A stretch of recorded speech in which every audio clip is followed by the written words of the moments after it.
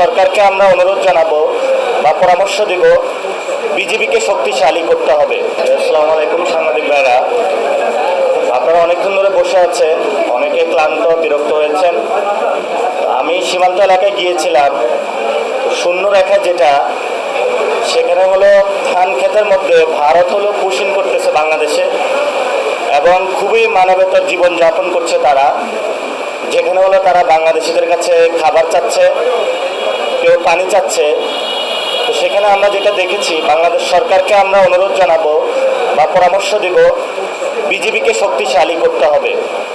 আমরা ইতিমধ্যে দেখেছি আমাদের বিজেপিতে ড্রোন ডিপ্লয়মেন্ট হয়েছে, বিভিন্ন নতুন ভেহিকল পেট্রোল কার ডিপ্লয়মেন্ট করেছে সরকার, প্রায় 60,000 বিজেপি হলে বর্ডারে ডিপ্লয়মেন্ট হয়েছে। আমরা মনে করি সরকার আরও শক্তিশালী পদক্ষেপ নেবে, কারণ আমাদের বিজেপিকে যদি আমরা শক্তিশালী না করতে পারি তাহলে পুশিং রুখা আমাদের সম্ভব নয়। দ্বিতীয়ত যে বিষয়ে আমরা পুরো বাংলাদেশের জনগণকে আহ্বান জানাবো, যে সীমান্ত এলাকা আপনারা বাংলাদেশের পক্ষ থেকে একটা মানব প্রাচীর তৈরি করেন। এই মানব প্রাচীর ভেদ করে যাতে ওই পার থেকে কোনো সন্ত্রাসী স্মাগলিং অথবা যারা চোরাচালান করে বাংলাদেশের অভ্যন্তরে ঢুকে ক্রিমিনাল অ্যাক্টিভিটিস না করতে পারে, সেই ক্ষেত্রে আপনারা যথাযথ ভূমিকা নেবেন এবং আমরা আশা করব সরকার এই বিষয়ে উদ্যোগ নেবে। তবে আমি যেটা দেখে এসেছি, সরকারের ভূমিকা সীমান্তে খুবই অপ্রতুল এবং সরকার সীমান্তে নজরদারির ক্ষেত্রে খুবই স্বল্প ভূমিকা পালন করছে এবং এই ক্ষেত্রে 3 জন মন্ত্রী বক্তব্য দিয়েছেন।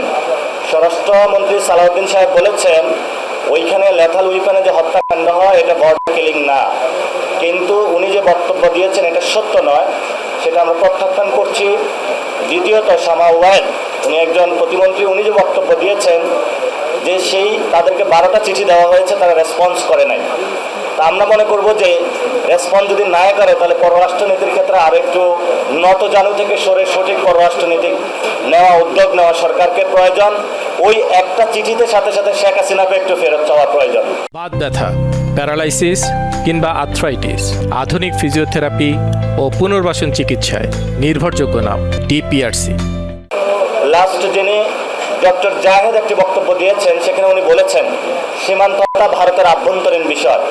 আমরা সর্বদা এই বক্তব্য প্রত্যাখ্যান করছি, কারণ আপনার সীমান্তে যখন উত্তেজনা হচ্ছে, সেখান থেকে অবৈধ বাংলাদেশি বলে আমাদেরকে পাঠানো হচ্ছে বাংলাদেশে, তাহলে উনি যে বক্তব্য দিয়েছেন এটা শুধু ভারতের আভ্যন্তরীণ বিষয় নয়, এখানে বাংলাদেশের মানুষের জীবন সংগ্রাম, বাংলাদেশের সার্বভৌমত্ব জড়িত রয়েছে।